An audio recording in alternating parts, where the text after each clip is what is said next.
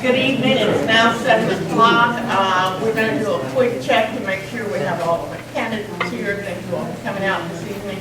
And we know that you all have busy lives, so we want to get you in and get you out as quickly as possible. And we want to thank the audience, those of you that are still writing, or if you have questions throughout the forum, just kind of hold your card up. We ask that you label whether it's for the mayor or it's for the town, you all have to excuse me, town council, is that correct? Town council people? Member, okay. Thank you. All right, so we're going to go ahead and we're going to get ready and just going to leave this off. I want to introduce myself. I'm J.C. Hooker, and I'm the president of the League of Women Voters of Calvert County. And it is a pleasure and honor this evening to host this. So you, as the citizens and residents of this county, have an opportunity to ask your questions.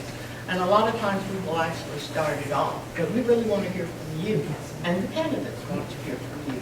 So no question, you know, my mother used to tell me, there's no question that's a dumb question, because it's a question because you need to find out more. So once again, if you have the questions, bring them to us. We have some opening ones for you, but as soon as you bring your questions, we're going to get started. I appreciate you coming out this evening. I'm going to ask you all to stand now so we can do their pledge. Say the flag. I pledge allegiance to the flag of the United States of America and to the republic for which it stands, one nation, under God, indivisible, with liberty and justice for all. Thank you. You may be seated.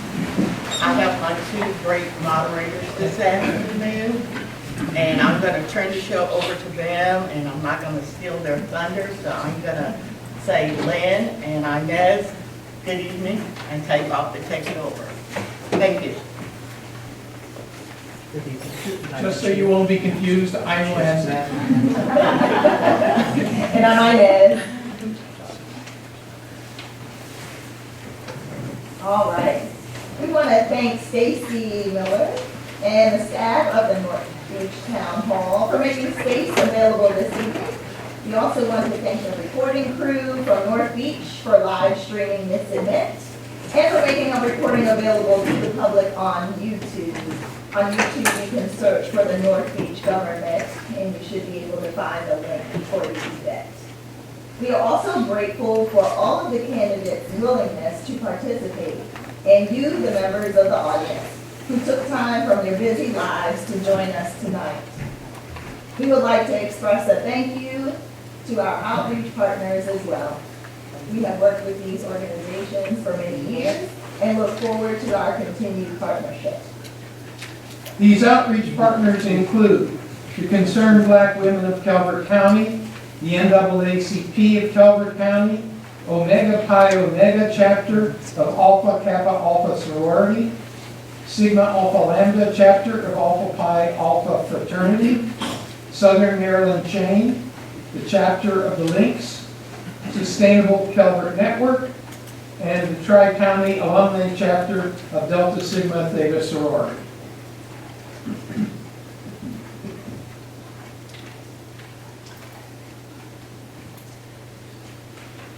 Excuse me.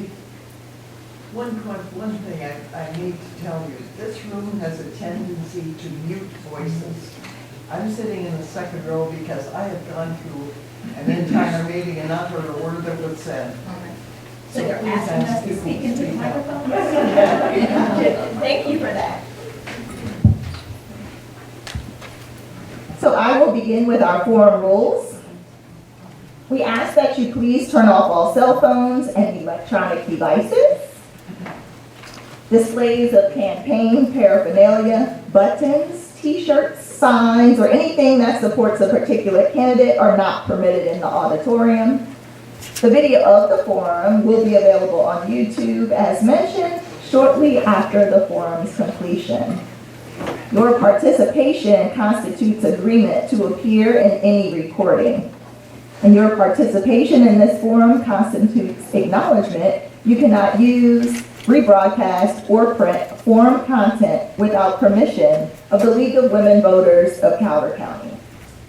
And now we address the candidates. Please refrain from applauding or in other ways demonstrating support for or opposition to a candidate. Questions for the candidates from the audience are written on league-supplied 3x5 cards and handed to a question screening team.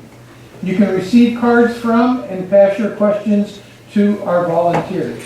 If you need a card, please raise your hand so that a volunteer can give one to you.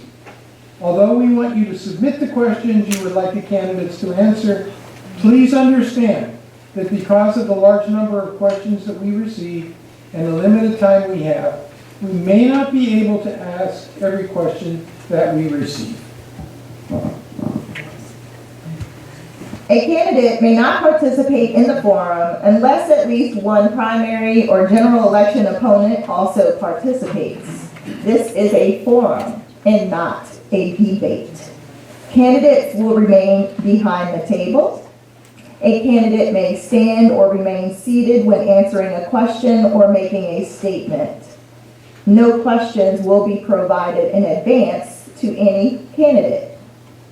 The first responder to each question and the closing statement will rotate based on a predetermined league-generated random speaking sequence. Not every candidate will be asked every question. A candidate must answer each question posed to them, but may also use a portion of their time to respond to any question previously posed. Previously asked questions will not be repeated. Candidates will be given a notepad, may take notes, and may ask the moderator to repeat a question the first time it is asked, but may not ask the moderator to repeat a previous question. Each candidate will be allowed 1 minute to answer each question, 1 minute for a closing statement, and in order to have time for more questions, there will not be opening statements tonight. The timekeeper will hold up a sign when 30 seconds remain. A bell will ring when your time is up. Please end the sentence that you are in the middle of making and stop speaking at the end of that sentence. No time will be allotted for rebuttals. This is not a debate, this is a forum. And the candidates will not interrupt each other and will refrain from personal attacks.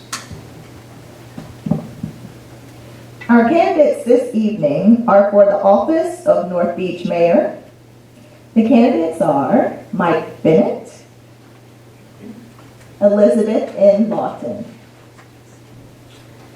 The questions will be asked of each candidate on a rotating basis, starting with Mike Bennett and then by Elizabeth Lawton. You will take your seats at the table.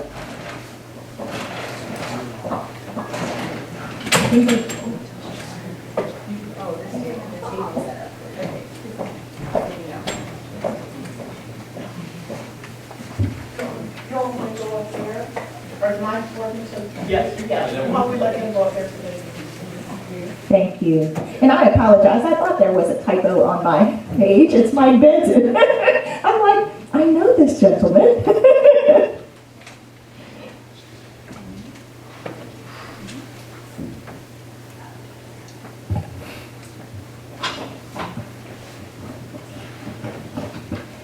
Because there are only 2 candidates, each candidate will answer all of the questions posed. Each candidate has 1 minute to respond, followed by a closing statement by each candidate.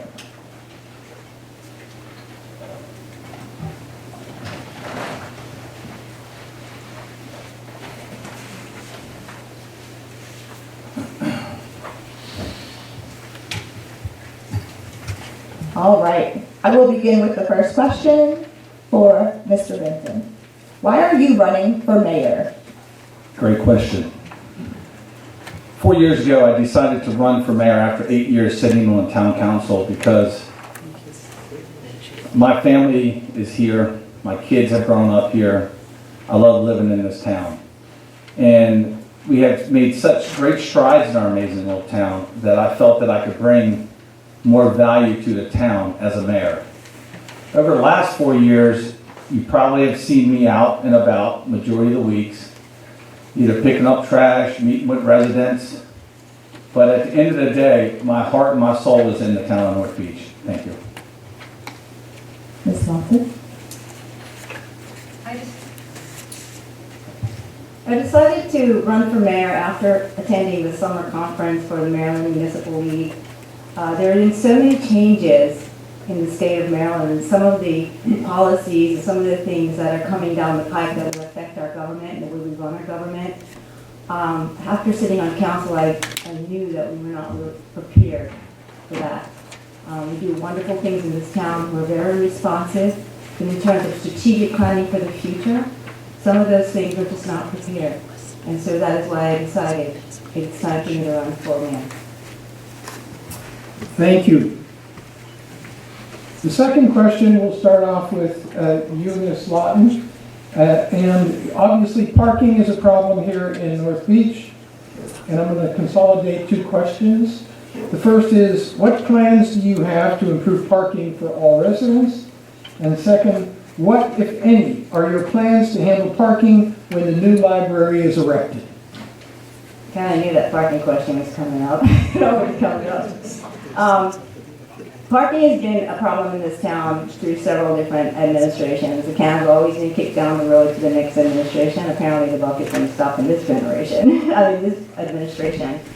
I do not have all the answers, but I do know that one of my initiatives is to create a community advisory board so that we can explore the hows. There are many things that are going to impact parking in this town. From a strategic standpoint, our environment is going to be one of those things. What needs to happen, the changing face of the waterfront is going to impact parking. And in the past, we've looked at different things that show that huge parking structures are just not going to work here. So we're really going to have to take a look at that, and we're really going to need all the hows from the community to help make that decision. Mr. Bennett? Absolutely. So, yes, parking has been and has continued to be a challenge in areas throughout the town. When you look at the town, I look at it as multiple sections. One of the areas that we see the most challenges with are in our mixed-use sections of our town, where we have businesses tied into residential, and those are the ones that are being impacted the most, especially when our summer season of 135 days of the large number of guests coming to our town. When it comes to the library was last designed, was going to be ground level. And before that happened, we were able to get them to raise it to put parking underneath. And no, it does not flood back to that section. But the point is that took care of 36 parking spaces there. We were also able to get the county to leave us the ownership of the land in front of the property, so we can keep that for the business parking that's along Bay Avenue. When it comes to the overall plan, we're going to have to come together as a community. Thank you. The next question will first be answered by Mr. Benton. What do you feel is a good balance, percentages, between rental and owner-occupied properties in the town, between long-term and short-term rentals? I think there's more to it than just long-term, short-term. There is full residential living also. So when you look at that, we do have the comp plan coming up. If you're on our email list or text message, you receive many notifications that's coming up. The comp plan is something where we can address this challenge. Right now, we have a very small contingency of short-term rentals. You know them as Airbnbs, you know them as VRBOs. But really, the big number is the long-term rentals. Long-term rentals is probably a little over 50% of our population in our town. So during the comp plan, we will need and request and we beg for community input to figure out what that balance is. It's not a cut and dry situation. It's not saying this street's going to have one rental, this is going to have a VRBO. We in the comp plan can determine that to pass that on to the planning and zoning to put this in place that was right for the community. So when we get going on the comp plan, we need your input. Thank you. Ms. Lawton, will you change ordinances to reflect larger picture issues and not just individual case-by-case applications in relation to rentals and housing construction. Absolutely. Strategic planning is so necessary in our comprehensive plan, it isn't even funny. We have so many environmental issues that impact this town, and to date we haven't actually really addressed them. The state of Maryland has a 50% greenhouse gas emissions reductions by 2030. That does not just include flooding, it is a host of other things that we need to do. All those things need to be addressed as we're looking at each one of these areas that are being impacted by our residents. I fully appreciate that our residents have investment in this community just as much as developers have in this community. We have to move to pervious surfaces. We have to move to those things that are going to appreciate what our town is going to look like in 20, 40, 60 years. Transition takes time, takes planning, takes resourcing. We have to look at that. Mr. Benton? I believe throughout the years, there's been small incremental improvements in this area. Have we addressed them all? Absolutely not. It's a moving picture. It's a moving improvement or goal. I think if we continue to move forward in the right direction with our committees that we have, with the input on the, when we get to the comp plan, continue to revise and find out what do we really want as a community for the town to look like, you're going to see that those areas will be addressed. We have worked with the University of Maryland. We're going to continue to work with them. We're applying for grants, studies, and we have a great partnership going on. We're not where we need to go. We need to move forward with it, and we will, and it has to be addressed. And we have, in many areas, already addressed certain items of that concern. So I look forward to the improvements over the next 4 years. Thank you. Mr. Benton, what steps would you take to assure transparency in town government to inform residents of decisions and the process used to make them? So every year there's a conversation about transparency during an election. It's a word that's used pretty much every 4 years. A lot of areas we have improved on over the last 4 years. One is we've taken our budget process from 2 meetings to 6 meetings. So community involvement is welcome. We're asked for. We also implemented board docs to allow every resident, or even if you're not a resident, to be able to pull up docs that are provided at our meetings to see what they are. We have a goal to get the information out there sooner. We also, when it comes to community transparency, we do 4 resident guides to keep the residents in the know. We've also sent over 359 text messages and emails since the beginning of January, and we do it every week, every month, to make sure every resident knows, or anybody that's signed up for it, what's going on, when it's going on, where it's going on. We have worked hard to make sure we're as transparent as we can be. But yes, improvement is always needed, but I'm proud of where we are. Ms. Lawton? Transparency.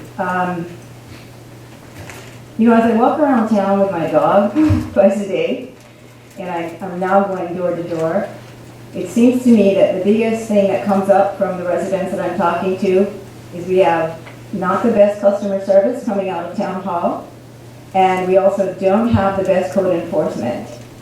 I do believe that part of the solution, again, is this community advisory board.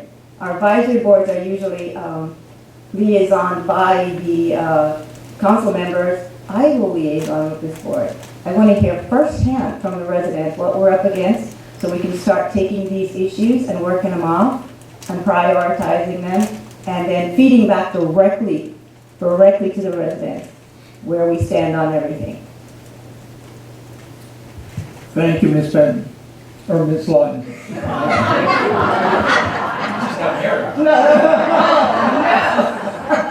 That would be bad. We will ask you to answer the question. Again, we got several questions on the same topic, and I'll combine them so that we can get to them. With the issue of stormwater management, will there be a moratorium on building? And secondly, what are the 3 top initiatives to combat flooding that you want to have achieved by the end of your term? I'm sorry, was that to me first? Ms. Lawton, pardon? Yeah, yes. On the issue of changing planning and zoning, where it's possible and where it's necessary, we will definitely have to do that. We have to conform with those standards that align with the state and the rest of the country and where we're going. That is important for getting funding and a few other things of that nature. And there's quite a bit of funding coming down the pike in the next year or two also. The second part of the question, I'm sorry, I was distracted. The 3 top initiatives to combat flooding, what will you have achieved by the end of your term? Well, currently we have a committee that's handling stormwater flooding, and they are actually doing quite a really excellent job. We have outlined a path that includes including the community. I actually also outreach to Burnt Oaks and to San Francisco on the Bay because they have unique issues with regard to infrastructure. Thank you. Mr. Benton? So the moratorium, if sometimes it appears there's a lot of construction going on, but really it's not. Having said that, we have a flood plan being worked on now by the University of Maryland with our, and they're going to be presenting October 20th. And we would love for everybody to come, we blast it out. And really what that's going to do is for the first time, we are starting on Greenwood and we're working east. Instead of starting on Atlantic and Annapolis and Bay, we're actually starting, we're at 48 acres of rainwater. When it rains for every 1 inch, there's 1 million gallons that comes into our town. We have worked tirelessly with Calvert County. They have worked hard with us. We have a massive amount of grants out there right now, over $3.5 million to address the title. What we're going to do is we're going to continue to hit it with that plan. That plan is going to address curbing, sidewalks, ditch lines. It's going to address education to residents on what type of trees and shrubs are best to plant. So it's going to be a holistic approach for the town, which we're not and we have never done before. So I look forward to that. Please be involved on October 20th. Thank you. Mr. Benton? How will you improve code enforcement across the town? For example, disabled vehicles parked long-term on town streets, overgrown vegetation, noise, etc.? All right, so when it comes to code enforcement, we have a zoning administrator and we have a part-time code enforcer. We've been sitting down discussing how we can improve both those positions. When it comes to vegetation, when it comes to broken down cars, anytime we come across a car, we reach out to the police department and we run the tags. Sometimes the car has has a tag that is not up to date, but it is fully, it's up to date when you go to MVA. So what we're working on is coming up with a plan, because what we don't want to do is go to court. The minute we go to court, any violation that we're addressing at that moment in time is put on hold and we cannot address it again until after court. So if it takes 6 months, 7 months, 8 months to get through court, you cannot address that same violation again because it went to court. So what we do is we try to work with our residents and get the deal done that works for everybody. Sometimes it takes a little longer and is aggravating, but we will continue to improve that position. Ms. Lawton? Code enforcement, short answer, and then a little bit more. We have a full-time problem with part-time staff, and that is a huge thing that we have to look at. We also have a situation where the needs of the town in the last 20 years since I've been here is quite different from when I first moved here 20 years ago. So we really need to look at that and how to upgrade that. Enforcement, code enforcement, our #1 complaint in the town. We're definitely going to have to look at how that's being administered and take a look at the priorities. Oh, I still have 30 seconds. Sorry. Okay, give me some time back. Thank you very much, Ms. Lawton. And we will ask you to answer first the next question. What are some things that you would do to ensure that our community is financially secure and able to withstand changes in the economy? Okay, you're talking my language now. I've been a business financial manager, managing money for so long. We definitely need to change our process. We definitely need to be more transparent with our council on what it is that our strategic planning is. We have to address things, not just stormwater, we have to address things like IT infrastructure, you know, for cybersecurity. There are several things that our town really need as we move into, or actually we are in this century, to help us to be more efficient. And all of this needs to happen during this process, this time of comprehensive planning, so that we can know exactly what funding to go after. There's a lot of money coming down for infrastructure. A lot of it is around in the environmental infrastructure, not just flooding, the entire picture. This is where we have to put our target, and that's been my biggest thing with council is I haven't had insight to really how that's being done. So we're going to be working on that. Thank you, Ms. Lawton. Mr. Benton? Absolutely. So I've had the pleasure over the last 12 years to network, 8 years as a council member, 4 years as a mayor, network with other municipalities around the state. There's 157 of them. And I can honestly tell you, when you sit down with them, you hear the troubles and issues they're going through, we really are Mayberry RFD on steroids. We don't have the financial issues that you see. Now, having said that, we can't predict the downturn, we can't predict the financial downturn when it comes to the real estate market, because the majority of our funding comes from property taxes, all right? We fund a lot through other resources, but that's a majority. So we have renegotiated, we have worked on our contracts with the health, all our contracts with the state, all our contracts with the county to improve our financial condition when it comes to those agreements. And you have realized a huge benefit in that. Also, we have done some major cost cutting inside of our Department of Public Works when it comes to vehicles not being used. We have moved them, we have sold them, we have built containers to control loss prevention when it comes to material. We will continue on a regular basis to look out for your best financial interest. Thank you. Thank you. Mr. Benton, we will start with you on this question. How do you plan to ensure that vulnerable populations, the elderly, disabled, etc., are able to keep and maintain their homes in the town? So there's been a discussion for a while now about when it comes to property taxes for the elderly and for other individuals. When it comes to maintaining their home, we've had some individuals step up where they want to build a neighbor-to-neighbor program to help with their yards, take care of the yards, maintain their yards, and do stuff like that.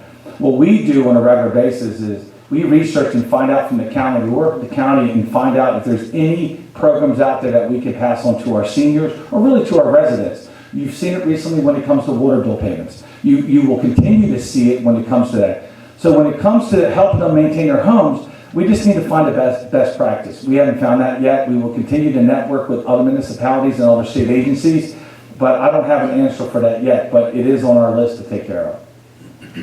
As Mayor has commented, there are 157 municipalities within the state of Maryland. 139 of them are incorporated a part of the MML. Many of those are in counties that have depressed neighborhoods and they already have programs in place. So we really don't have to look very far for lessons learned and best practices. We just need to do it. Thank you, Ms. Lawton. We'll ask you to answer first the next question. What do you feel is a good balance in terms of percentages between rental and owner-occupied properties in the town, between long-term and short-term rentals? No, we had that question. But she did not get to. Yeah, but you're right. I did not get to answer that question. So I am okay with answering that question. So right now, I think a percentage is at 51% to 50% rentals to owner occupies, and Mayor has already spoke to. Excuse me. I'm sorry. So Mayor has already spoken to the fact that the short-term rentals or the vacation rentals are not the major, do not make up the major part of that percentage. The major part of that percentage is made up by the other categories of owner occupies. So we would actually really need to take a look at that and how we're administering those. But again, we need to reach out to the community. We really need to get to that balance because, as I said before, an earlier question, the residents here have reached out and told me, they're very concerned about the values of their home. They are here, and I think that has to be like a really high priority.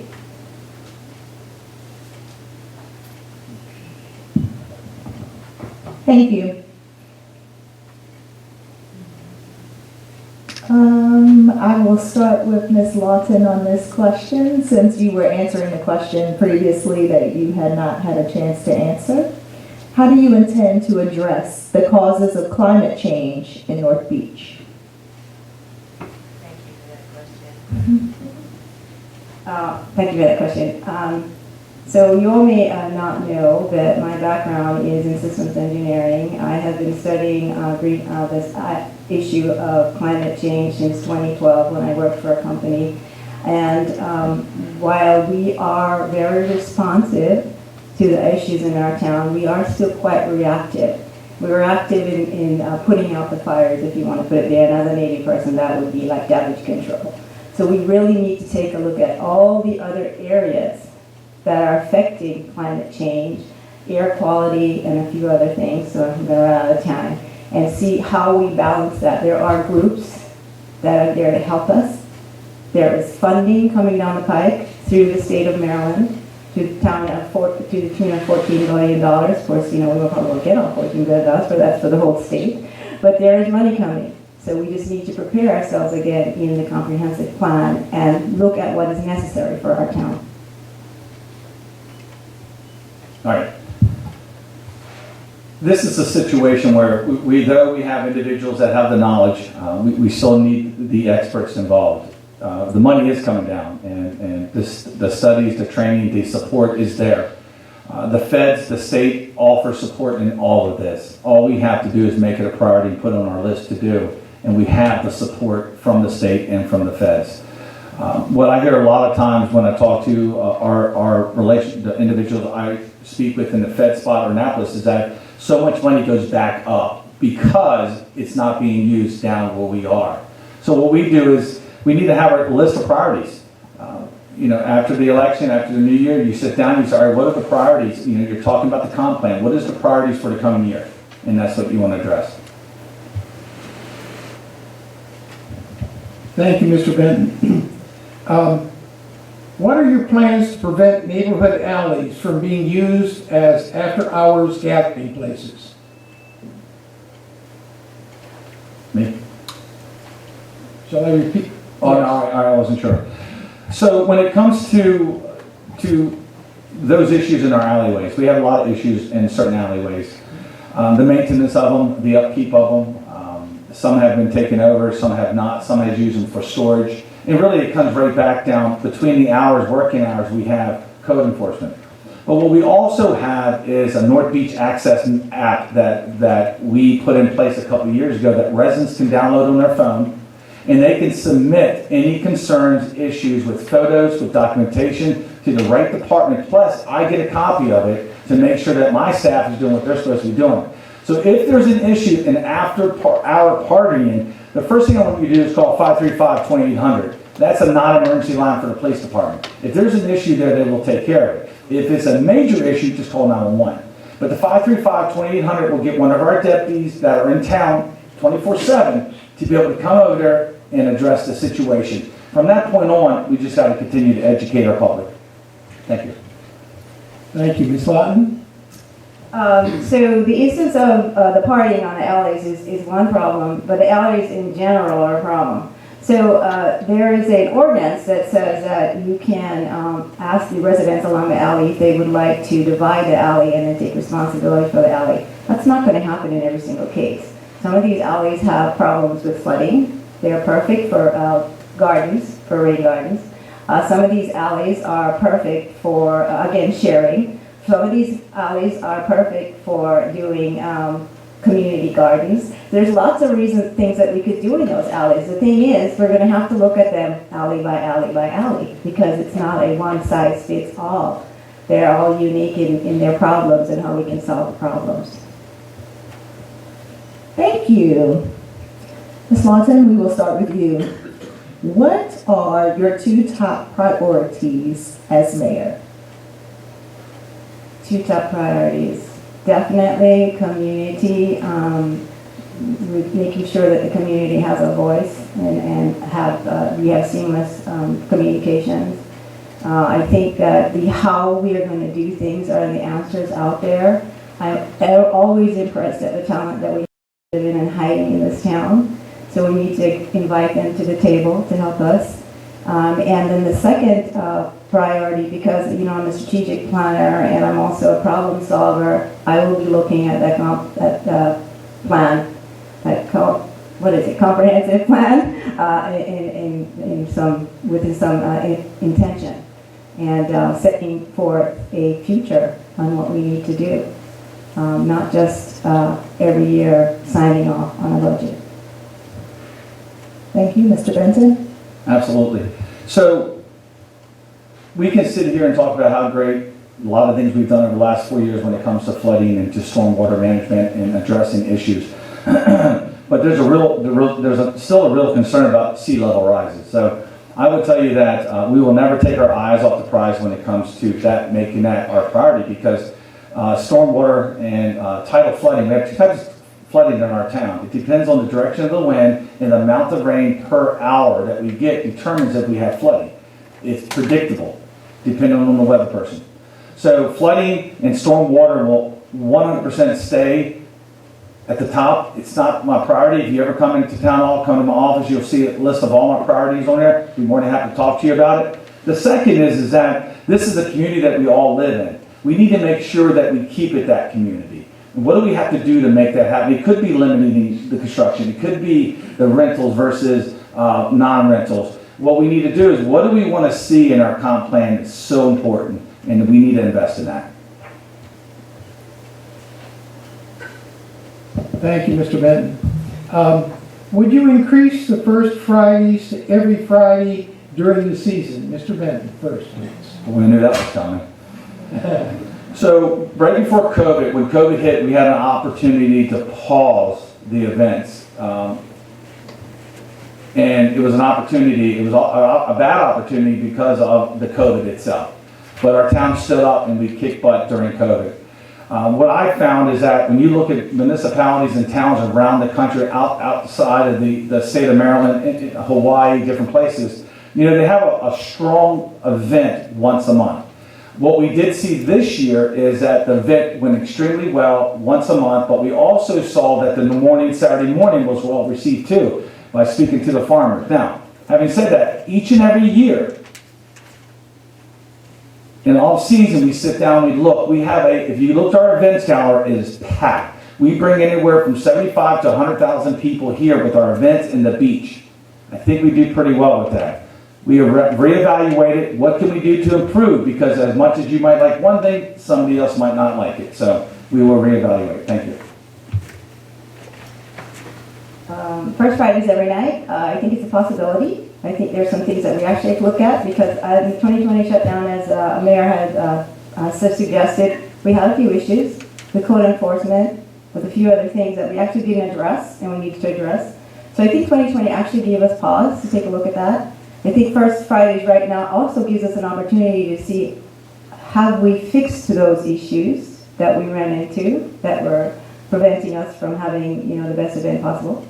And then moving forward, we do have to consider that the library is still under construction, so we have to take that in consideration. So I think during this next year would be a good time for the community advisory group to take a look at those issues and to say, okay, we could probably do this, but what are the implementation steps that we're going to do, and how are we going to manage crowd control?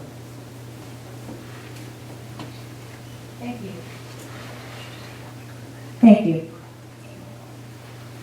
The next question, we will start with Ms. Lawton. If elected mayor, what are changes you want to make and why? Okay, that's going to be longer than a minute, but the short answer will be teamwork. I think teamwork is going to be number one on the top of my agenda because of a new mayor. I work well with the staff already, but we still need to do that. I need to understand their positions. I need to bring us together as a team, and I need to bring the community, and I need to reach all the stakeholders. Stakeholders really need to feel that they're a part of this town. Mr. Benton? If I have the honor to be reelected on November 8th, we've made a vast amount of improvements and adjustments over the last 4 years. We cannot discount going through 2 years of COVID, the storms. We had a lot of staff changes, council changes. We had the cyber attack. It's interesting that when you think about 48 months, how much this community has gone through. And that's why we had a banner made, North Beach Strong, because North Beach is strong. So what am I going to do moving forward? Well, there's a lot of incentives or a lot of programs we're already in the middle of that we're going to continue to work on. When I say work on, it is community involvement. Community has spoken in many situations. Can we improve it? Absolutely. We're a diamond in the rough. I tell you, people move here for what we have, not what it's going to become. And that's what I hear constantly when I'm out there walking around. So we're going to continue to focus on our residents, as I have done. Ms. Lawton? Thank you. We are at a point now where the questions from the audience have been completed, and we would like to give both of you the opportunity to make closing statements that describe why the residents of North Beach should vote for you. We'll start with you, Mr. Benton. Because of evenings like this, because of the communication, because of the hard work. Over the last 4 years, I've dedicated really my time and energy 7 days a week to make sure that we went through COVID. I put our focus first on safety. There was a lot of pain, a lot of tears, a lot of tough decisions that we had to make as residents of the town of North Beach, plus as leaders of the town, to get us through that crazy moment in our time. My goal moving forward is to continue to move us on that path, to continue to improve the quality of life. As I like to say, North Beach is a lifestyle. That's why people come, they eat, and then they want to move here because of what they see and the enjoyment and the safety they have. So I'm going to continue to work hard for you as I've done the last 4 years, and I can only hope that I can earn your vote on November 8th. Thank you for coming. I have been contributing to this town as long as I've lived in this town. I was the person who started the Neighborhood Watch here. I started the Neighbor to Neighbor program back in 2007, which included the Neighborhood Watch. It also included initiating the National Night Out. I saw the necessity to create a recall tree to bring our community closer together. I saw the necessity to prepare for the drugs and the gangs that were coming into the town. I've done things through my nonprofit to show path. We had the first water sport triathlon here. My nonprofit ran before there was the dragon boat races. I've been contributing to this as long as I have. I will continue to contribute. Now I'm going to step up and really bring my talent to bear.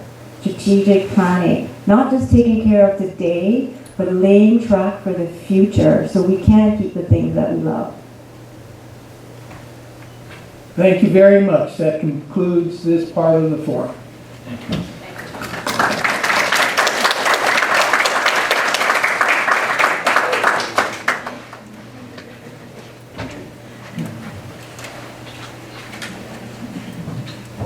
We would ask that the candidates for the Town Beach Council, for the North Beach Council, come and sit up on the dais, please.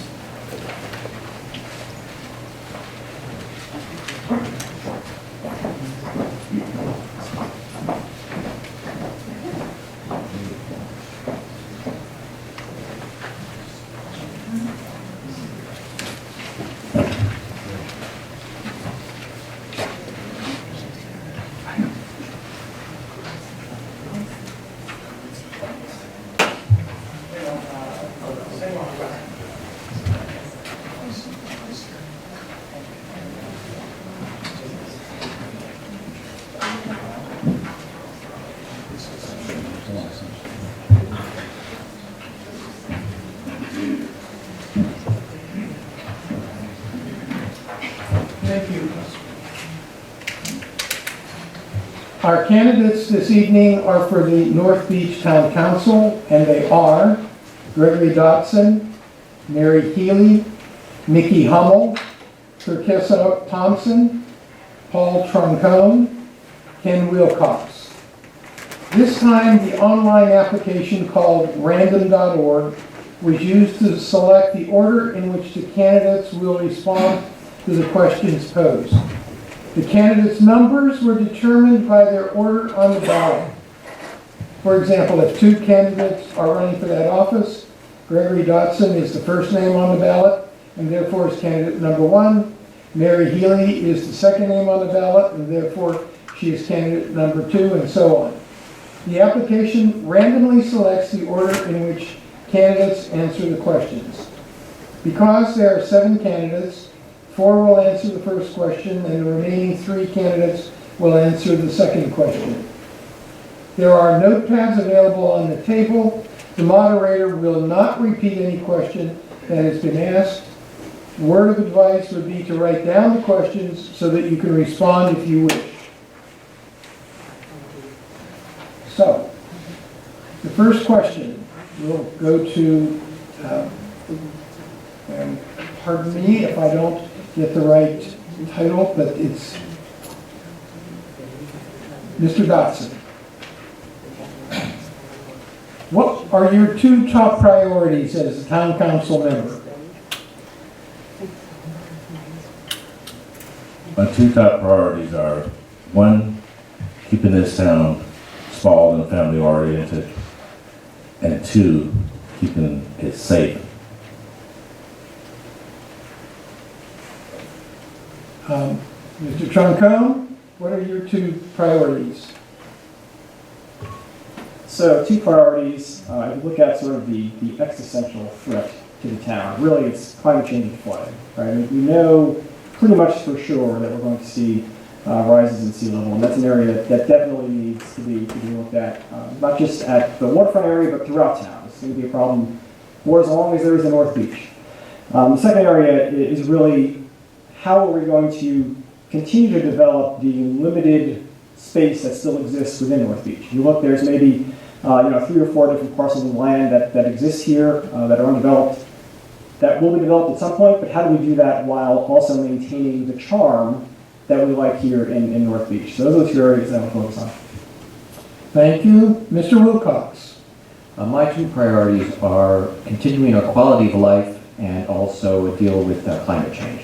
Quality of life I deal with, when we came here back in 2007, it's a wonderful small community where everybody has a dog and everybody waves at each other.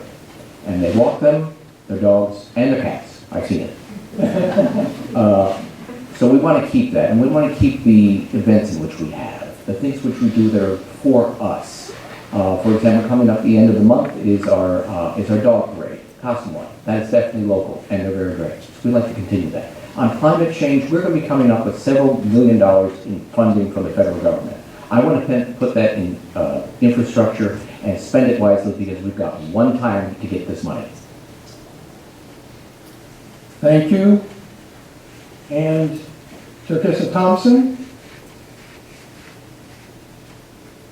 Austin, sorry. Hopefully you can hear me. I'm a little tall here, so I have to adjust the microphone. But my goal is to always put people first. I think that is the best way to move toward progression. The first way I would do that is to ensure that we have an engaged, responsive, and service-oriented government that is all about listening, actively listening to your voices, and ensuring that we have that accountability in terms of our response to your issues and concerns. That means also being transparent.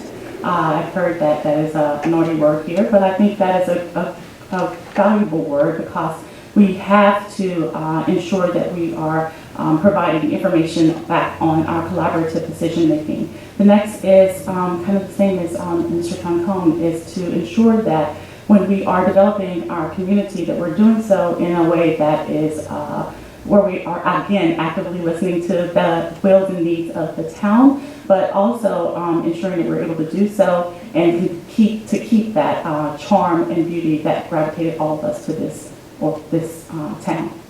Thank you.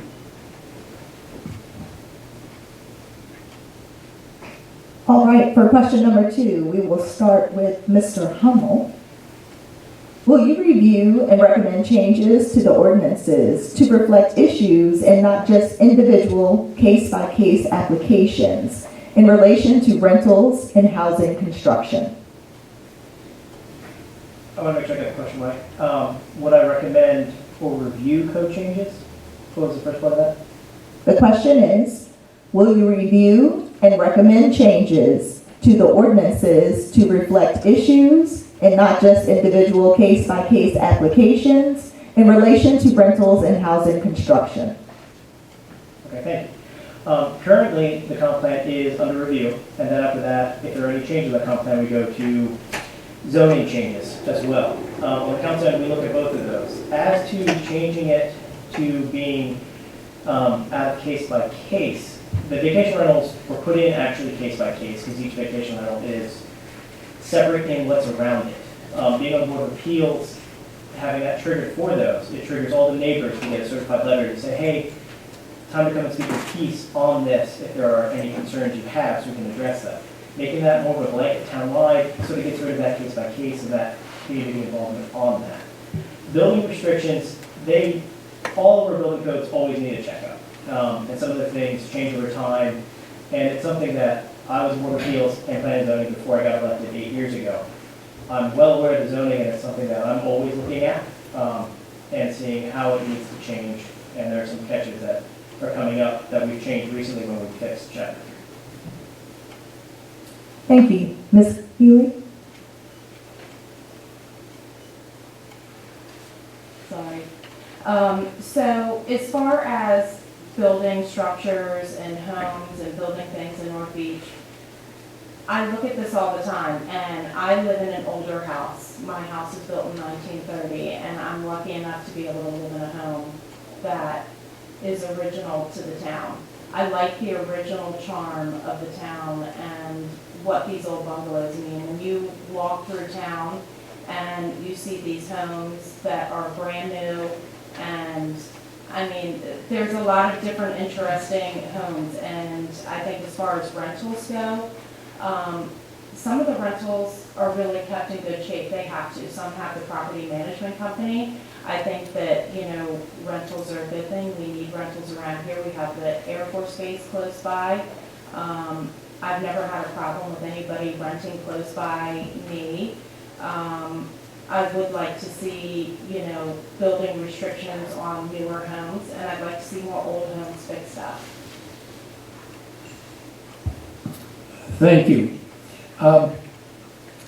Next question will go to first, Ms. Thompson again, please.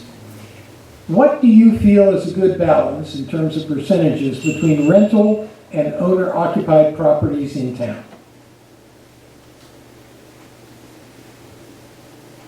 Thank you for that. I believe that we currently have a fairly good percentage. I think that we're at, a split almost 50 to 51%. I think that what we really need to focus more on is how we are coming together to make great decisions with regards to those that are renting and those that are permanent residents, such as myself, within the town. I know that there are numerous issues that are arising, but I do think that, again, if we come together as a community, if we can collaborate as a community, we can definitely surely fix numerous of those issues that are arising. So I do think that even though that there's that close of a split, that it's definitely more of a collaborative way that we should be looking at to fix any issues that do arise. Thank you. Mr. Dotson. I think right now we have a good balance between the ratio between rental and owner. I don't think there's an issue right now that we really need to be concerned about. When I first got on the council, we definitely had some issues, and I believe we resolved those. But I think if we just work with the owners and work with the rentals and make sure they understand what the rules are and that they have to comply with those rules and that the owners maintain their properties properly, I don't think there'll be an issue, because some of the complaints that I've received have been from from some of the owners complaining about the property not being properly maintained, or the renters not keeping the trash, taking care of the trash properly. So I think part of it is education. So I think the balance that we have now is pretty good. Thank you. Thank you. Ms. Healey? I'm in property management. I understand a little bit about this. And right now, there's a shortage of rentals and, you know, people need a place to go. And as far as the balance between rental and owner occupied, I mean, it's going to be what it's going to be. Owners have a decision that they need to make if they need to rent their property or not. We do have some military in this area and military travel. Then their house is vacant. So people move in and, you know, sometimes they have a property management company take care of those things and sometimes they don't. But, you know, as far as owner occupied and, you know, the balance between rentals and owner occupied, I don't see that as a problem. I know a lot of people that rent in North Beach. They're happy to be here. They take care of the property. I'm sorry. Not even. Thank you. The next question will begin with Mr. Wilcox. How will you approach the issue of economic development in North Beach? Economic development, since I came in 2007, has always been an interesting issue for here in North Beach. We have businesses, small businesses, and we want them to thrive, and I tell everyone, buy local. They are thriving, but they need support from the community. And we try to provide some ideas. This ties into many issues, such as parking, which we're going to run into, because you have to have some place to park. So that can bring people in. I believe that when we have events, it brings people in. Now, we may not ourselves get much money from that. In fact, we spend money. But it improves our, what people perceive of us. And when that happens, people want to come here. People that want to live here. People that want to buy our properties. And so on and so on. That will help grow our community and grow our businesses. So it's a combination of all those things, of quality of life for the residents themselves, so they want to stay, but also things that will bring them in. Thank you. Mr. Troncone? So economic development, I think, is one of those tricky areas we have here in North Beach because we have already a lot of people that want to be here and not enough room for them. Goes back to my earlier statement of having to be cautious about how we continue to develop the town. So I think continuing on the path of what we're doing, advertising quite a bit of the local businesses that exist here, but then also working with landowners to ensure that anything additional that gets built here, again, meets the needs of the town first and the residents of the town, and then also on top of that, any visitors who might want to come to the town. So again, I think it's just an area where we have to tread lightly, but also understand that people want to come here, and we have to sort of help facilitate that by addressing parking, as Ken said, and the other infrastructure issues that come along with that. Thank you. And Mr. Hummel?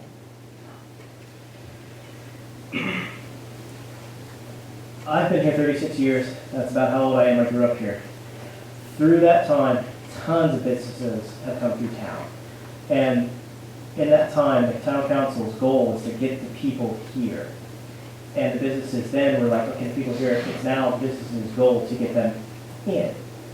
There's only so much the town council can do to get them into your store. But what we can do is make sure that we help the codes to allow you to succeed, not making anything too generous to get or too limiting and whatnot. But the other factor of that is your business as well should be something that is needed, like the supply, demand, the demographic.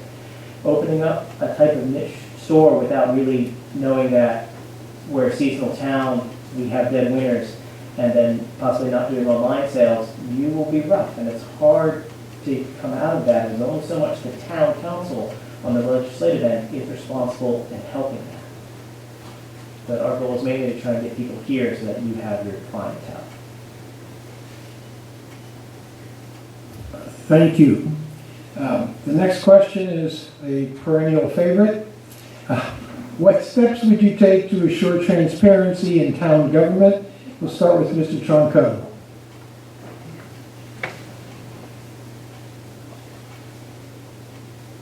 So I think we've taken quite a few steps the past several years, and part of that has actually been, I guess, because of COVID. As bad as it was, there are good things that came out of that. The ability to now be able to Zoom into our council sessions and be able to see that from home.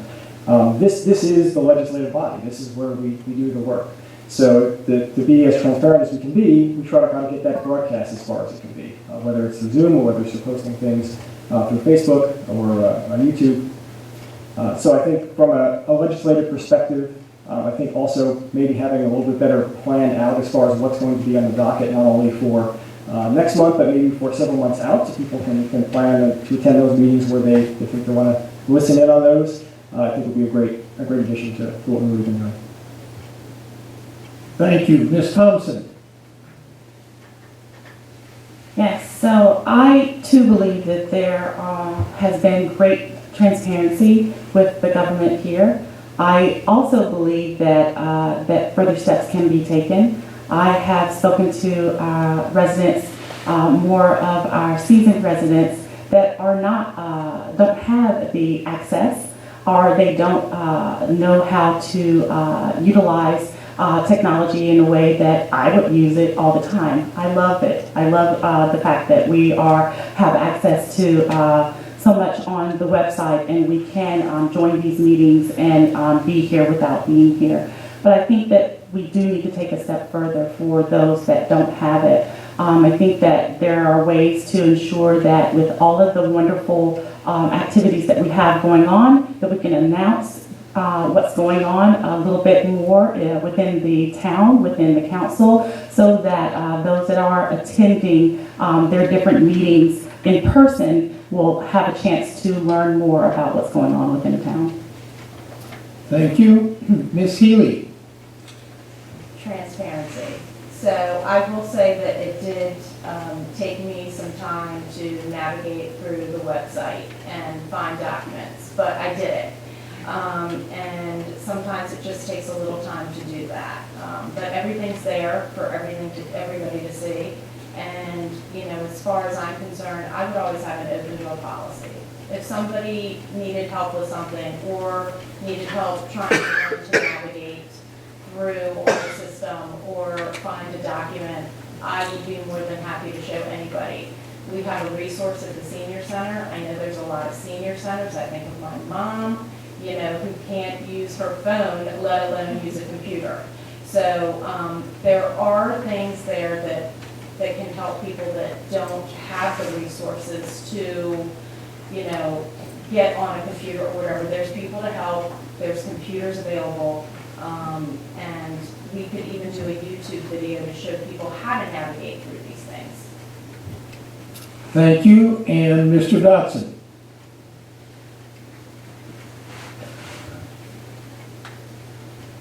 As some have said up here on the dais already, yes, there have been some improvements. And I also agree that not everyone is tech savvy. I believe that we need to take a step further for those that aren't tech savvy by sending out a mailer, even if it's just for once a month. Not about events necessarily, but about other things that are going on government-wise. My cell phone is out there.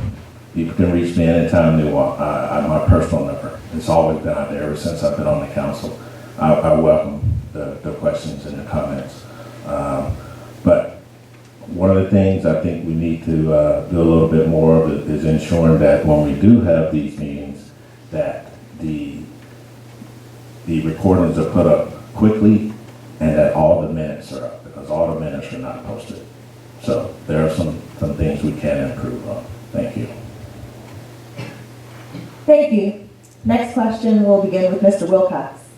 What is your plan to improve code enforcement within the town? Code enforcement is, thank you for the question. It's always been an issue, and I go along with the idea that we have part-time people for a full-time job. So we need to explore how that can be done.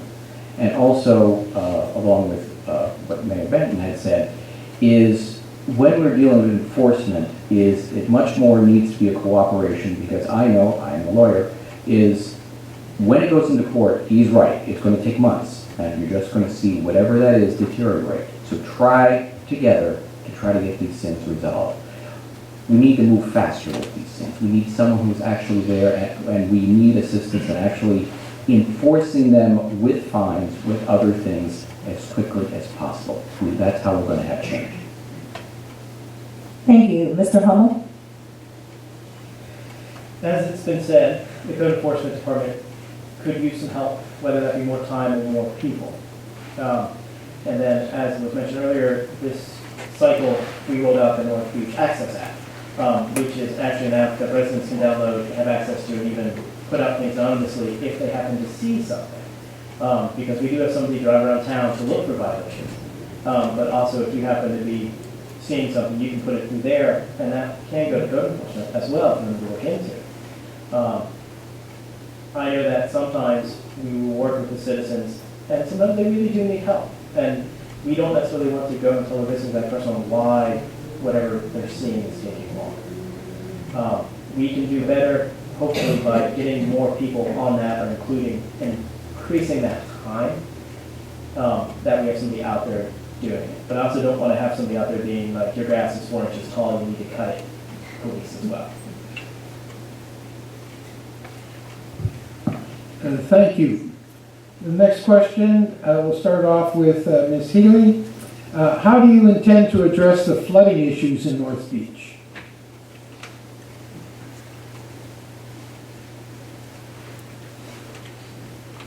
I'm sorry. Okay, so of course we have climate change. We have sea levels rising. I know there's a flood action plan in place.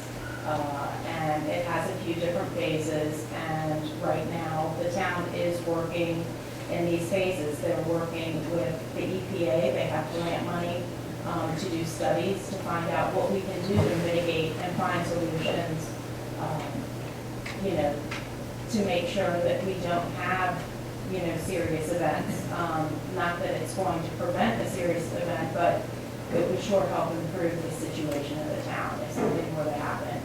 But, there are people working on this plan now, and I'd love to be more involved in it to get a better understanding of what is going to happen in the future. And hopefully the comprehensive plan, that they're working on, they just started working on that in September, we can be a part of that to figure out what we can do to make these changes.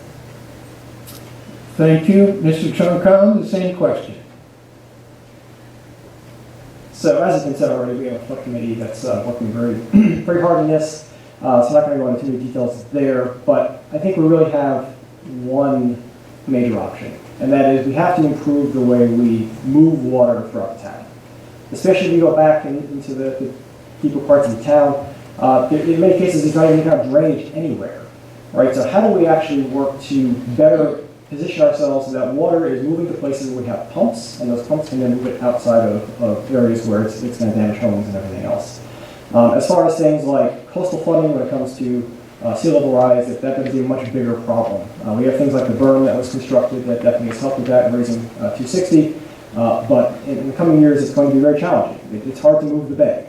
Right? A little easier to move rainwater, but when it comes to the bay, quite a big problem. But again, I think the biggest thing is how do we best position the town so that we can direct water to where we want it to be rather than the water just kind of falling where it is today.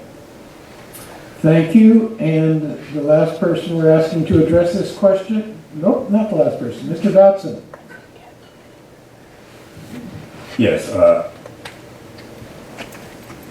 So, again, I'd like to say that the flood committee has done a great job, and they've been addressing some of these things. And some of the future things need to be, again, as been said previously, addressed through the comp plan. The stormwater mitigation, we do have a lot of water coming from the west side of the town. That definitely has to be managed. We do have some things in the works right now. We have new pumps that are coming in for 9th Street, also out here on 5th Street where the library is being built. And again, we're working with the county to try to manage that stormwater that's coming up from the west side of town, because that's definitely causing some problems. So I know sometimes people think the majority of the flood issues are addressed here on the east side, but it's being worked from the west side throughout the town. Thank you. Thank you, Ms. Thompson. Thank you. I do think that the town has done a really great job so far with utilizing several entities to help mitigate the issue of coastal flooding as well, coastal waters as well as flooding in terms of the berm, the new pump, raising the 261 as well as the living shoreline. One thing that I think that is going to be necessary no matter what in moving forward and being proactive is going to take money, and that means grants. That means we have grants that are coming down the pipeline, but that means even more grants need to come in and more money needs to be pushed to this. Not just for equipment, but also for experts. There are many things and many people here that may know a lot and they've lived here a long time, but you still may not know what you don't know. And having experts that can look at the situations and make some great calls and provide some great insight is what's going to be needed moving forward. God bless you. Thank you. Thank you. Next, we will start with Mr. Hummel. How do you plan to ensure that vulnerable populations, the elderly, disabled, etc., are able to keep and maintain their homes? This one's come up a couple times in the past, and I know we started, I think it's a Healthy Living program, where we've gotten grants into town. It actually ends up being countywide to help people who need stuff, not just vulnerable people in town. There are programs out there that towns have had, so we can definitely look into them. We can always pair with the county, and we can definitely step up the amount of times we're doing that. A lot of it takes somebody who's focused and prioritizing to make sure that gets done and happens. So I would hopefully try and get that into the staff level, because that would be a full-time commitment and programming schedule to make that happen. So that would then be bounced up into the mayor's wheelhouse on making sure that that got delegated to staff and maintained. Thank you. And Mr. Wilcox? What I need to say is when we deal with, once I go back again to quality of life for our elderly people, is we have a program that people do watch out for others, but for them to keep their homes, we have for many years tried to keep the property taxes down. The tax rate has continued to reduce, so we try to keep that at a moderate level. With their homes, to keep their homes, there are many programs out there, and we do talk about them, of renovating their homes. For example, a big one now is dealing with energy efficiency homes, where there are many grants which would be able to help elderly, because we all know our energy costs are skyrocketing right now. So we want to be able to provide them the ability they can stay at their home and stay warm or stay cold, depending on the time of year. So those are the type of things which I would advocate for and find out more about, so they can stay in their homes and have a productive and wonderful life. Thank you. Okay. Next question, Ms. Healey will answer first. What changes do you want to make for North Beach and why?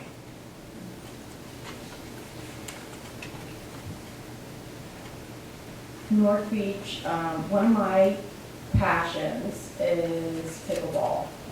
I'm sure everybody in here has heard of it, but one of the things I like to do is I like to utilize the Boys and Girls Community Center a little more. They have that huge gym in there. This is a sport that can bring elderly, young kids, middle-aged people out to play and be active and It also is kind of a fun community event. If you haven't played it, I suggest it. But also, I'd like to make this a golf cart community if that's at all possible. My last place that I lived in, we started out with 1 or 2 golf carts, and then, you know, continually people would get a golf cart, and it became like a nice kind of small town charm feel. And it would also keep speed down on the roads. But that's a couple things that I'd like to do. Thank you. Mr. Hummel. Changes are always difficult, and you always want to do the best ones for the town, and you'll never get everybody on what's best. I want to keep moving forward and try and get everything I can. One of those changes is honestly something we're already working on, and that's part of the flood mitigation and whatnot, and that's improving the road infrastructure. It's not necessarily a change, but it's an improvement that needs to happen, but it needs to be holistically. That's curbing, that's sidewalks, that's parking on those roads, looking at it completely. And in the past, we've sort of done it piecemeal. It would be nice if we could do it together. Now, the downside is to do it together in such holistic planning pushes it out into long-term phases, which will extend past the next term and possibly the next one after that, depending on grants and bond bills and how much money we want to try and put out all at once to get it done. Thank you. And last, Mr. Dotson. Parking. We've done at least 2 studies about parking in this town, but we really haven't done much with those studies. So one of the things that was in one of those studies is making some of these streets one way, and we could add more parking. And that's so tough when you start talking about making someone's street one way. So I think though with education and with those people on those streets that you're considering, is something that can be done to increase the parking. Because as we know, most families now have 2 or 3 cars. So that cuts down on the parking availability. Other thing is possibly allowing the dogs to go on the beach during the winter months from October to April. That's it. Thank you. Our next question will begin with Mr. Wilcox. What are some things that you would do to ensure that the North Beach community is financially secure and able to withstand changes in the economy? Just briefly go over what we have of revenues and our expenses. Our revenues are based upon our property taxes. As I said, we've been trying to keep that stable. There are no massive increases. Other ways which we get funds deal with fees, which we get from the beach. Other ones that we get dealing with the gambling revenues that we get, and also some with the B&Bs. That has been increasing. So we have pretty much a good financial basis of where it is. The other side, expenses. Now, we've been very frugal overall. We have ordinary expenses, and we continue to do that. And when we're dealing with extraordinary things, like we're about to do with the several $1 million which we're going to be getting, those are going to be one-time things which we can invest in now that we can pay for because we do have money for ordinary expenses. And I think overall, because no one can predict the next, we didn't predict the Great Recession that happened back a little while ago either. But we weathered it. We kept our expenses low, and people's property taxes didn't rise. Thank you. Ms. Thompson? I think Mr. Wilcox has actually hit a couple of things on the nose of what I would do as well. I think that based on information that I have researched myself, I see that I know that the town is sitting really well in terms of our financials, in terms of what we have. I think one thing that would be very smart for us to do would be to take a small portion of what we have to invest and be proactive for anything that can come down the pipeline in the future. I think it is quite important to ensure that we have a nest egg, per se, so that we can, are truly being proactive instead of reactive in case there is a time down the pipeline where we are running into a recession or another unforeseeable situation. Thank you. Mr. Troncone. So we're in a fortunate position that the town of North Beach is very financially sound. Looking at continuing to improve that, there's really two options, right? You can either raise revenue or you can cut expenses. I don't think anyone in this room wants to raise revenue, meaning taxes. So one of the things we can look at is how do we be more efficient with the use of our revenue we are taking in. That has benefits not only financially, but also when we look at things like climate change and so forth. How do we make sure that we are using the resources that we have most efficiently? So I think that's the area that I would focus on. Thank you. Thank you. I'd like to go back to the same question that we asked the two candidates for mayor, and it has to do with parking. What plans do you have to improve parking for all residents? And what problems, if any, do you see for handling parking when the new library is erected? Mr. Troncone. So I think what we said earlier was that parking has pretty much always been a problem in North Beach. We had the town historian come talk to us about the meeting notes from I think the first town council meeting back in whenever that was, and there was discussion of parking, right? So it's going to be a problem. It's going to continue to be a problem again because more people want to be here than we have space to have people. We have to work together as a community. I think there's also things we can do, as Mr. Dotson had said. We've done studies. We actually just need to carry through with those. Work with the residents of those streets where we've identified areas that additional parking could be put in place by making it either restriking the road or making it one way. So I think everything is there, ready for us to help improve the parking process. We just need to kind of get those methods. But it's never going to go away completely.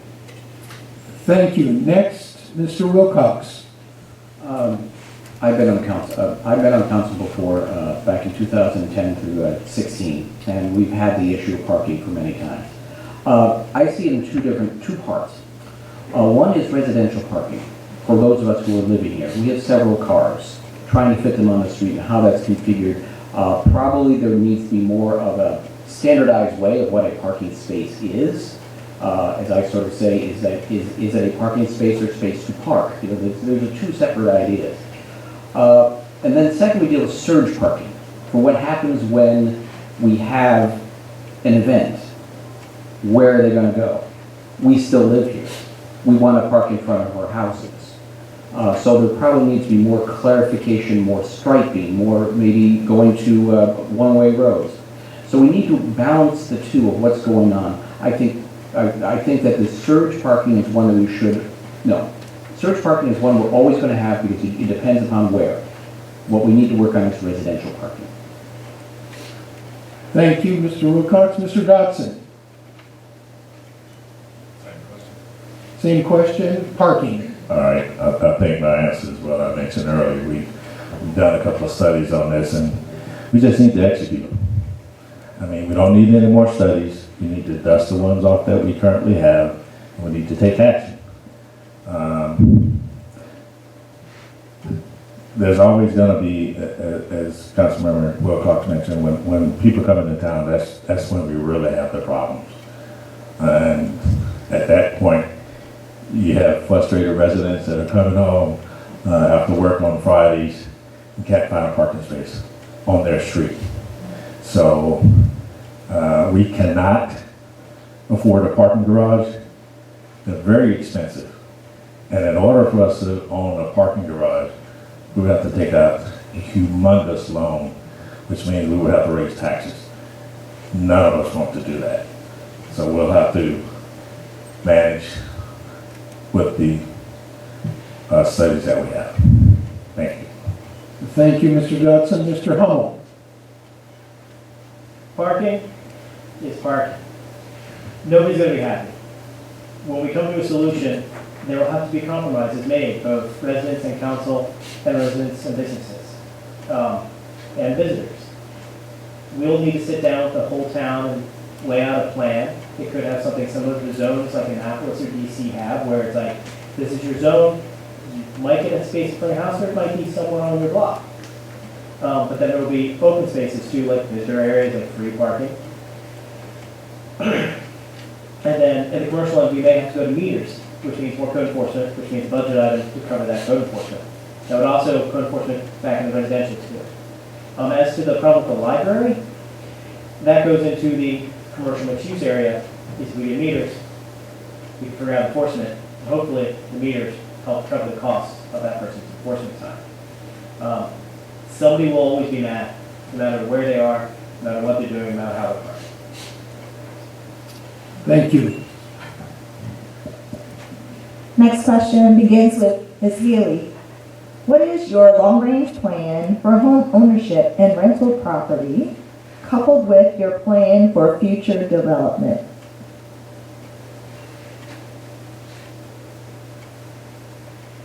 I'm sorry, can you repeat that one more time?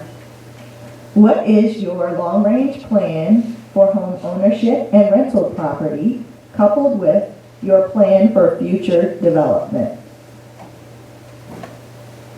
Okay, well, my long-range plan is, I plan on being here a long time. So that's my plan. And as far as, development of this town, they're working on a comprehensive plan. And that's getting ready to start. And that usually is sort of a layout for the future of what the town's going to be building, infrastructure, any road changes, we hear you're talking about parking, one-way streets.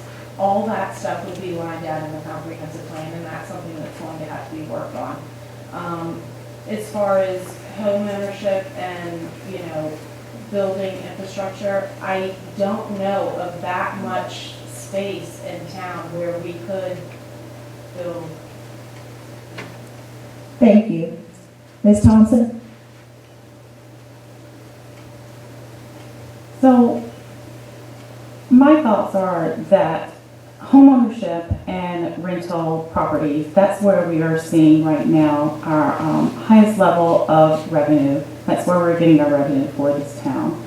I think that in terms of development, one, we don't have as much space as what we would love to have for those that are looking for some change. And I think that we are probably not getting as much of the revenue from the development areas to be able to add to the coffers of the town. So my whole thought about it is that I would see that there has to be a balance, but I do feel that we really do need to be paying as close attention as possible to those that are a part of the town, that live in the town, that are a part of the community and our residents here. Thank you. Next question, Ms. Healey is first. What 2 actions do you plan to take to promote unity in the community? Okay, well, I think that I just spoke on one. I'm a big advocate for community events. Recently, I just went to Annapolis and they had an event called Pickleball Under the Stars. And, that was outdoor dining. People were playing pickleball on the street. They had the area chalk lined off. It was very simple. It didn't cost that much money. People showed up with their own stuff. They, pulled tables out into the road. People were able to eat and watch people play this sport. They were hanging out, they were talking, sort of like a First Friday would be, something like that. But, it brought a lot of people out in the town to hang out and talk and socialize and meet new people. Any sporting event is always a good event to, have some camaraderie and good time. Thank you. Mr. Dotson? Well, I think we currently have a lot of events that are taking place in town to bring the community together. It's tough to try to figure out more ways to try to do that because, again, we have quite a few events, and quite a few of the residents do come to those events. But maybe one way to do that would be to have like just an event just for North Beach residents once a year, where they could just come, not pay anything, just enjoy food and fun, and maybe have a carnival out there or something. I mean, it's because right now we only get a few services for our tax dollars, and I'm not complaining about that. That's just the nature of the business. But that would be something we'll have to give some thought to. Thank you. Thank you. Mr. Wilcox. I go along with what has been said, is that the way to bring the community together is to have community events, which we do have a lot of them, and I want to continue those and continue to keep them as low-key, small towns that we have. But also when we deal with unity, we don't mean sameness. And what we should encourage is not a band of recorders, but an orchestra. So we're going to continue to have all our various views. I came from DC, I've lived in the area for years and years, and people are always coming. And that's what makes us, well, we come from one idea, the wonderful small town we live in, but we come from all different backgrounds and places, and that's how we can come together, unified but not the same. Thank you. Ms. Thompson. So I am one that has been told that I am one that really knows how to build relationships. It's one of my superpowers. And in doing that, that's how I feel that we're going to build unity. Really thinking about each other, coming together, celebrating our differences, different affiliations, different backgrounds, different values, looking at ways to celebrate that. I think, yes, we have a lot of events, but I haven't seen as many events that we garner to that can celebrate those type of differences. So let's say that I come from the South. I love having, a fried catfish, dinner or something like that. Having that's strictly for the community. Let's say that you come from, Louisiana. You can have a gumbo night for the community. I think just ways that we can bring about our differences and look at those and really celebrate them with each other. Thank you. And now we will move into closing statements from our candidates. We will start with Ms. Healey, and each of you will have 1 minute for your response. I just want to say that, I'm a pretty direct and straightforward person. I'm also very approachable. I will always have an open door policy. I'm here to help. I don't even mind you knocking on my door. Giving me a call, sending me an email if you know how to do that. I'm here to help. I want to help. I love this town, and I want to do everything I can to make it successful and be part of a community and a town council that works together as a team and has a unified spirit and, just remain respectful of each other. And we're all working for the same goal, and that's to make this town amazing, even more amazing than it already is. Thank you. Mr. Hummel? First, I'd like to say thank you all for coming out. That's how I got involved. My father was on council multiple times, and I had to come along. So I've been coming to council members most of my life, like to the meetings. When I was 13, I started talking. I started talking in on the subjects. I was lucky enough in my first term from 2014 to 2018 to serve with him on council. So being on council is something that I've grown up with. Learning from my father is something that I aspire to do to help the community. And I feel I have. I'm at the events, I'm at the movies, I'm at our work sessions, our town council meetings, I go to Board of Appeals, I go to planning and zoning. I wish I could make some of the other meetings they have. We have so many meetings.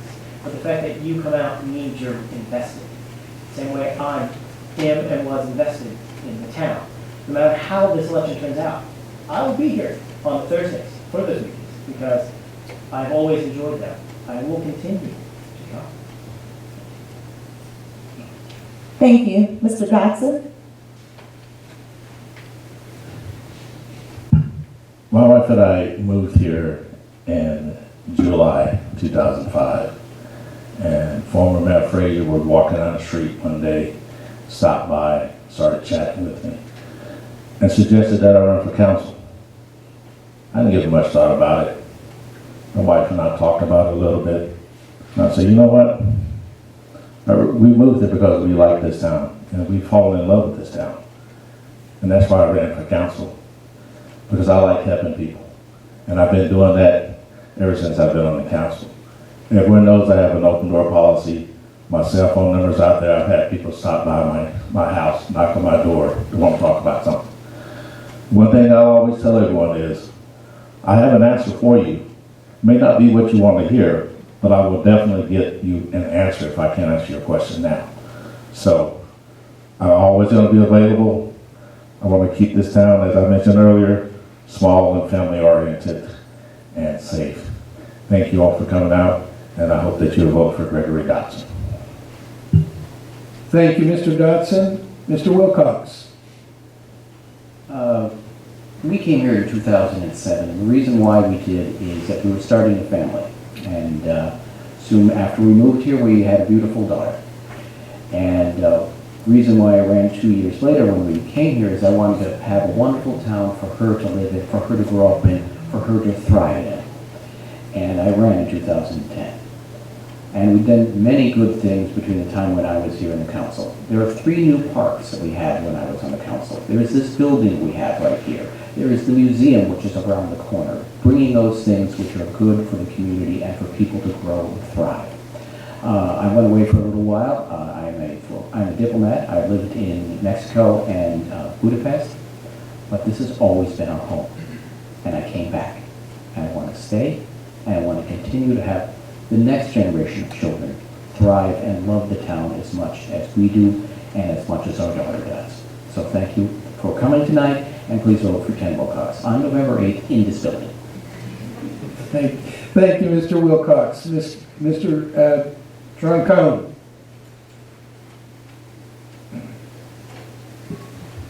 So I moved to North Beach back in 2013 when I got married, and my wife was a resident of North Beach. And our original plan was to live here for a year.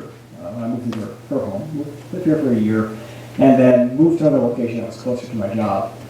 And what I found was I love North Beach. Being here, the people, the location, everything about the community, it's just a wonderful place to be. It's been an absolute honor to serve on the council for the past 4 years, and I think coming up the next council session, we're going to have a great opportunity to steer the direction of the town for the next decade, based on a comprehensive plan and all the other activities that are going to be coming up. And I would just love to have an opportunity to be able to do that and continue to serve the people of North Beach. Thank you. Thank you, Mr. Troncone. And finally, Ms. Thompson. Thank you. First, I want to start off by saying thank you to everyone that showed up tonight.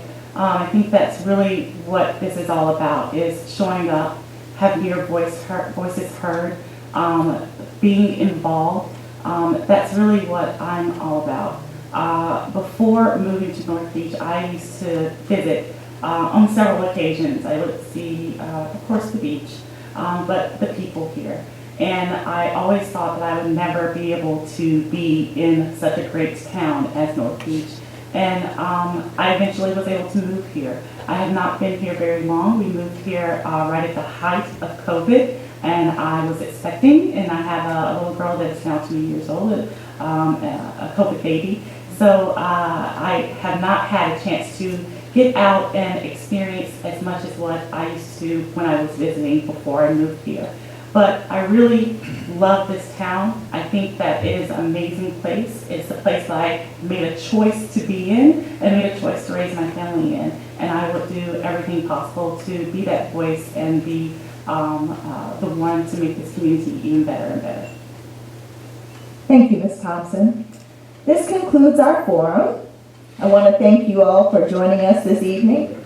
And as a reminder, elections begin with early voting Thursday, October 28th through Thursday, November 3rd, from 7 a.m. to 8 p.m. daily at the Calvert County Election Board on Duke Street in Prince Frederick, the Southern Community Center in Lusby, and the Fairview Voter Center behind the Fairview Library. Before I go into my concluding statements, I'd like to thank the candidates who have appeared, both the ones who have appeared for the council and also the two who have appeared for the mayor's candidacy.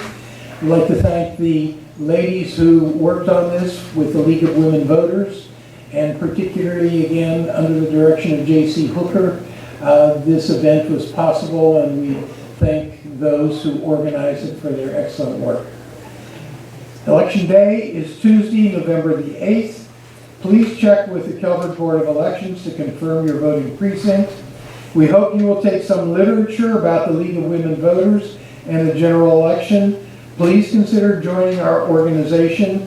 Please travel safely, and most importantly, don't forget to vote. Thank you.